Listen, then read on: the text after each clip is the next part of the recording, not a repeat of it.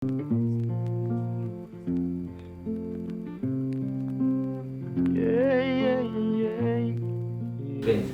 we're on a very special occasion where we are still remembering and celebrating the life of our late national hero, Comrade Stanley there. And to help us with this discussion, we have one of the finest freedom fighters and celebrated and well-decorated commanders in this nation in our era, the commander of the Zimbabwe Defence Forces, Comrade Phillip, Valerio.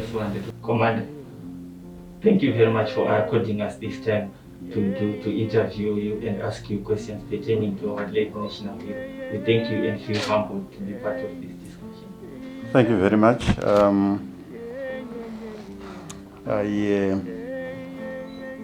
I met the late Gagisa in 1974 when we arrived at Morogoro in Tanzania. I think it was February or March, end February, beginning of March, I think. We had been transported from Zambia overnight, and in fact we spent 2 nights on the road, and we got to Morogoro, and there was this group of instructors at Morogoro Training Center. Gagisa was one of them.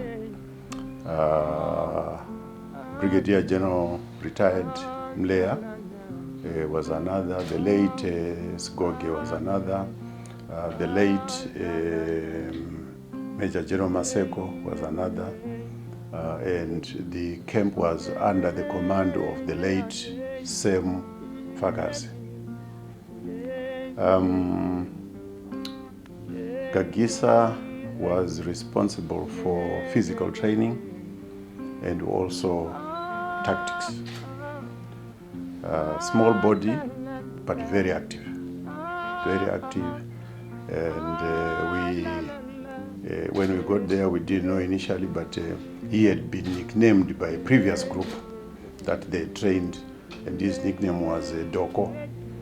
So he would, from time to time, if you messed up, he would say, "Yeah, Doko," you know. But he was a very good instructor, very humble somebody you could work with and relate to. After training, well, I went elsewhere for training, came back, and I became an instructor also, working under this team that was already there. And then I got to know him a lot better when I became one of the instructors. And this persisted up to 1976 when I left Morogoro for Zambia. And we were, from that time, we were no longer working together. But he was now elevated into the ZIPRA High Command, and he held many positions in that in the command up to about the time of our independence. Oh, thank you very much, General. You mentioned that the late Comrade Nleya was a humble man, and you have worked with him before independence, and you also went to work with him after independence. So from the character of this revolutionary icon, what exactly are virtues and issues that we can learn from and be passed on to the next generation? Well, one, for starters, Stanley was a hard worker, a very hard worker, working person. As an instructor, I recall he would wake us up at 3 or 4 in the morning to go for physical training. We used to do our runs during that time. Then around 6 or thereabouts, we would then do the actual physical exercises.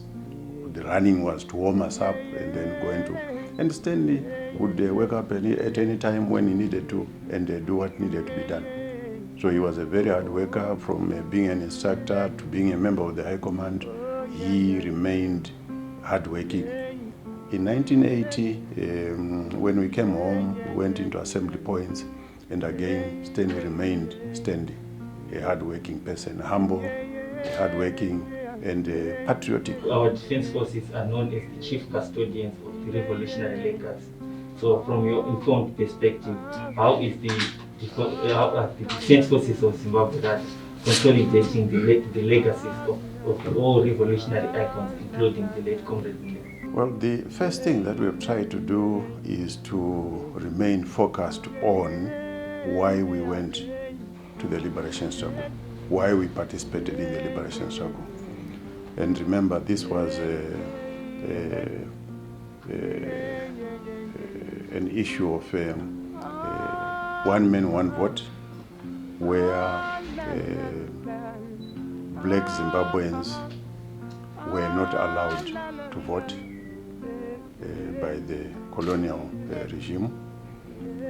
Number two, we wanted our land back. Some may be aware that we had a lot of Zimbabweans, black Zimbabweans, who were displaced from their ancestral lands to other lands within the country because the whites wanted that land. There are a lot of people in that category who were displaced and moved on to Kunana Gokwe, Chief Rakwe, for example. There are people who were moved from Matebele and also to Nana Gokwe and so there were all these issues surrounding the issue of land. Very emotional, emotive issue, and we wanted that position reversed so that we could get our land back. Also, we went to war in order to restore the dignity of the black person. During colonial Rhodesia, there was no dignity for the black person in this country. You couldn't walk in First Street. You have heard that before. It's true. You could not come into town. You needed a letter from some DA somewhere or to say you're allowed to come into town because you're working there. So there was just no dignity for the black man, and we needed that restored. So these are some of the reasons why we went to war. When we were out there, we were taught, and this remained the position until some time after independence, when maybe some of us became wayward. We were taught to share. Whatever was available was shared equally. And I remember the Rhodesians ran a campaign of trying to demonize the guerrilla leaders. I remember there was some leaflets that they drew where they put a guerrilla leader there, sitting there with a big plate full of food, and then a subordinate sitting there with nothing. That was all intended to destroy that which we had, that value of sharing that was being cultivated amongst us. It's unfortunate that after independence, some of us went wayward and we started amassing wealth, we started getting involved in corruption and so on. But we were taught to share. And it's a value that a lot of us retain today.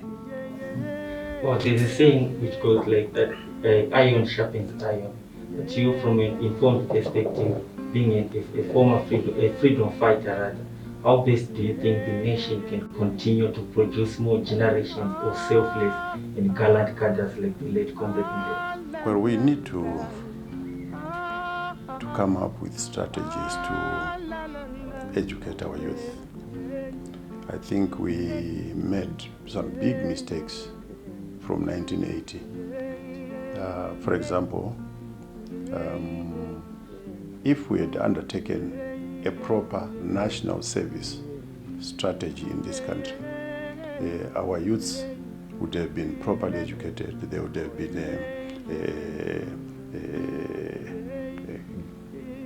given the good virtues for being citizens of this country and also leaders of tomorrow.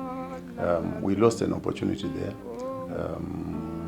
And also the educational system, in my view, was good. It produced a lot of academics. It produced a lot of people who can speak very good English. but I don't think we were educated to be patriotic.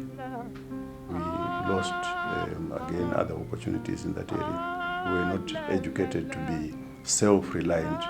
We were educated to become employees of other people and not our own employers or being entrepreneurs ourselves.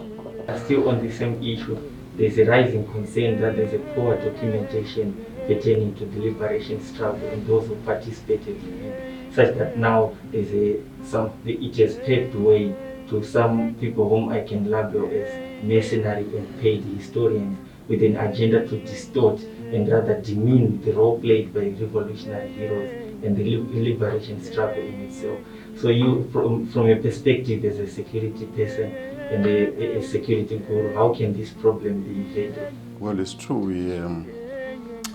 We have not adequately documented our history in as far as the liberation struggle is concerned.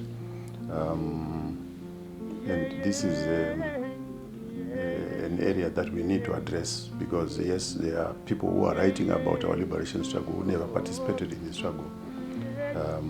We need to correct that, and we are trying to correct that by getting the history of the liberation struggle articulated properly, and then the history of the Zimbabwe Defence Forces also articulated properly. All these have not been properly documented. So yes, we need to do a lot more work in that area. The late revolutionary hero has been declared a national hero by the President, Comrade Emerson Mnangagwa, and the party and the Politburo. So what are your comments on that? Well, this is befitting recognition of what Gagisa did during his time on earth. Yes, he didn't join the army after the assembly points and so on. He was demobilized and went on to do other things. But yes, he played his part, and what the government and the party have done is very, very much welcome. You know, each day that came and went was memorable because we learned new things and we got to understand things about our country that we had not understood before then. So that was memorable. Well, attacks by the Rhodesians, and we attacked many times together. The last time was when we were together, that is, was at Freedom Camp. When the Rhodesians attacked that camp, the pity is I was not exactly in the camp, he was not exactly in the camp. We had gone out to do other duties, and then the camp was attacked. Went back, and we saw the devastation that had been caused by that attack. Onerous task of having to collect dead bodies, limbs, and so on, putting them together, and then eventually to bury them. That was very, very disturbing. It's something that you cannot rub off your mind just like that. It will live with those who have seen those scenes forever.